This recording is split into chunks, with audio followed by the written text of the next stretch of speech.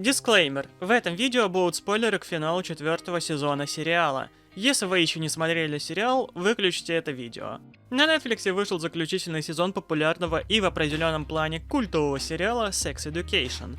В народе по-разному переводят название, я лично предпочитаю половое воспитание. По злой традиции абсолютно каждый сезон создатели старались закончить стеклом, не дав зрителям какой-то хэппи-энд.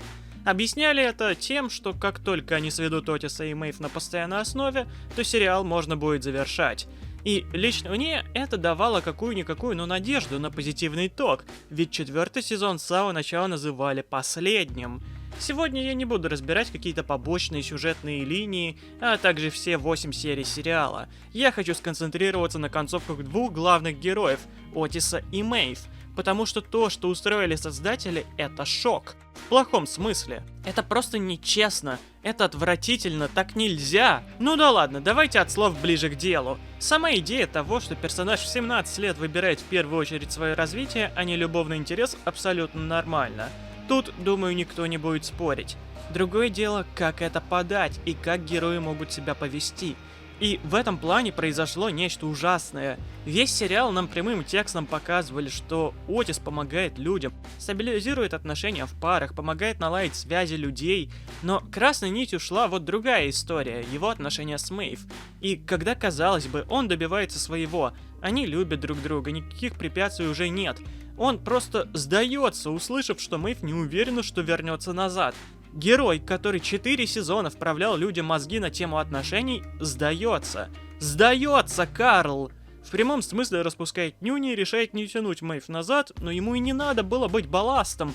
У него были отложены деньги с клиники, а его родители хоть и в разводе, но оба успешные писатели. В первом случае он мог сказать что-нибудь в духе «Мэйв, тогда я приеду к тебе» или «Я последую за тобой». А во втором он мог попросить свою маму устроить Мэйв хорошую писательскую карьеру в Великобритании или помочь хотя бы на худой конец со связями в публицистике. А еще также он мог позвонить отцу, и тогда можно было бы посвятить последнюю серию окончательному налаживанию отношений между ними. Отис перебирается в США, чтобы жить со своей девушкой, а Батяня закрывает гештальт насчет того, что бросил сына. Кто-то скажет, что у него нет такого гештальта, но беда в том, что сериал буквально забывает то, чему сам нас учил в первых сезонах. Отец Отиса говорил тому, что если тому дорог человек, то ни за что его не отпускай, борись за него до конца. И после этих слов тогда Отис берет телефон и записывает голосовое для Мэйв, которое потом, правда, стирает Айзек, но это уже другая история. Суть же в том, что чувак, преодолев огромный такой рост за 4 сезона, он не имеет права сдаваться.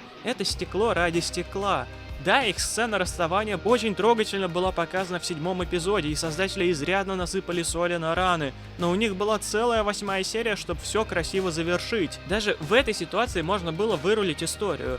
Ну, скажем, Отис читает письмо Мэйв, затем резко бежит к телефону, пишет ей, что он ее любит и не может без нее, а потому приедет к ней. Она тоже берет телефон, улыбается и пишет, что будет его ждать. Даже это сработало бы. Ну, недаром нам давали вставки, показывая, что Мэйв ждет письма от Отиса, или он проверяет, не написала ли она чего ему. Но вместо этого Отис оказывается у разбитого корыта на грани депрессии. У него непонятки с мамой, у Эрика там своя жизнь уже, девушка его бросила, он больше не сексуальный терапевт, у него буквально все оборвалось. Что ждет такого персонажа? Потому как он смотрит в окно под депрессивную музыку, мне скорее кажется, что он в шаге от того, чтобы взять пистолет и застрелиться, нежели чем что-то сделать, чтобы вернуть Мэйв.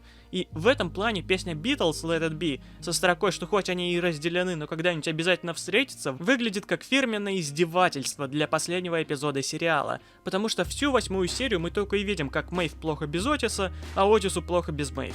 Кто-то скажет, что решает карьера? Да в жопу такую карьеру, которая дается такими ментальными проблемами. У Мэйв в Америке толком нет никого, кто бы ее поддержал. Какие-то знакомые приятели, да, но в Англии у нее осталась сестра от умершей мамы. У нее есть брат, который ушел в загул, и которого по-хорошему тоже надо спасать. Есть лучшая подруга и есть любящий ее человек. Это какая-никакая, но семья уже. Так что такая концовка сделана, чтобы что? Только лишь показать стекло. Очень вымученное при этом стекло. А письмо Мэйв, кстати, это отдельная тема для разговора. Опустим то, что такая сцена для финала — это клише. Но ведь и оно сделано плохо. То есть после ночи любви и секса она оставляет письмо, в котором говорит, что это не любовное письмо. Да, возможно, это не в характере Мэйв Уайли, но и не в ее характере признаваться в любви. Отис ее изменил, о чем она сама говорит, но она будто бы закрывается от него.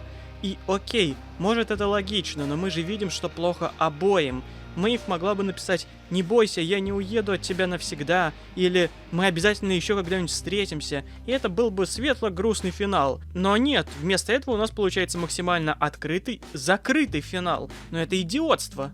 Особенно неприятно то, что создатели, что Мэйв говорят о том, что ее персонаж всегда стремился к стабильности, к безопасности, и в итоге она выбирает не ее, не это. Это рост, ну не смешите меня, она выбирала Отиса, а не Америку в конце 3-го сезона. И она также изначально выбирала его, а не Америку в конце 4-го. Но что в первом случае, что во втором находились Эйми и Джин соответственно, которые ей якобы вправляли мозги. Смешно, что создатели даже не смогли толком придумать оригинальную концовку и повторили ситуацию из финала 3-го сезона, только сделав ее мрачнее эдак в 100 раз.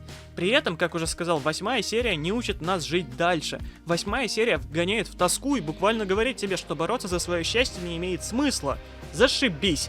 Гениальный мув Netflix, браво! И закончить я бы хотел, вернувшись к началу своего видео, равно как Отис в конце 4-го сезона вернулся к состоянию начала 1-го с точки зрения душевной близости с кем-то. Я не понимаю слова о том, что как только Отиса и Мэйв вышло бы свести, шоу можно было бы закрывать.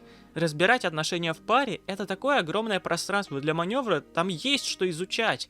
Ведь одно дело стадия идеализации, на которой и была эта парочка, а другое показать, как они уже делят быт. Да черт возьми, я был бы не против, если бы мы получили весь сезон из их отношений, где показали бы, что у них в итоге не получилось, и они решили бы расстаться. Это и то смотрелось бы адекватнее, ибо они попробовали, но не получилось, так бывает. Это тоже очень реалистично, но при этом не оставляет тебя в депрессии. Жизнь продолжается.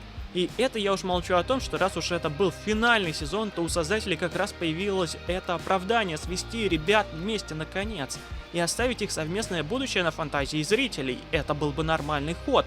В нашей жизни творится столько дерьма, что хэппи-энд в таких случаях всяко лучше бессмысленного и вымученного стекла.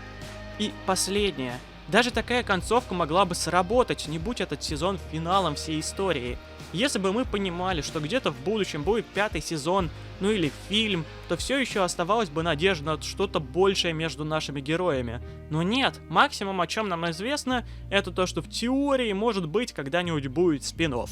Спин-офф, но уже без Эрика, без Мэйв и Адама. Круто! Netflix, мое уважение. Вы буквально сняли пособие по тому, как нельзя заканчивать сериалы. Из всех возможных вариантов концовки вы выбрали худшую. Даже если бы Отис в итоге остался бы с Руби, это и то звучало бы более адекватно, ибо в конце концов у него хотя бы была бы какая-то девушка, ради которой нужно стараться. Но в итоге Отис остается и без клиники, и без девушки. Это уже совсем не половое воспитание, это нечто другое. Единственное, что спасло бы положение, если бы объявили бы о создании какого-нибудь сиквела про наших героев, но уже не под брендом Sex Education. Но они на такое не пойдут. И это печально.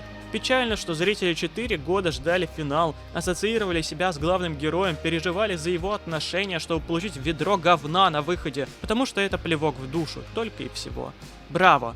А какое мнение по финалу полового воспитания у вас? Буду ждать его в комментариях, ну а я же прощаюсь с вами. Подписывайтесь на канал и ставьте лайк, если контент вам зашел. Все, всем всего хорошего, услышимся, пока.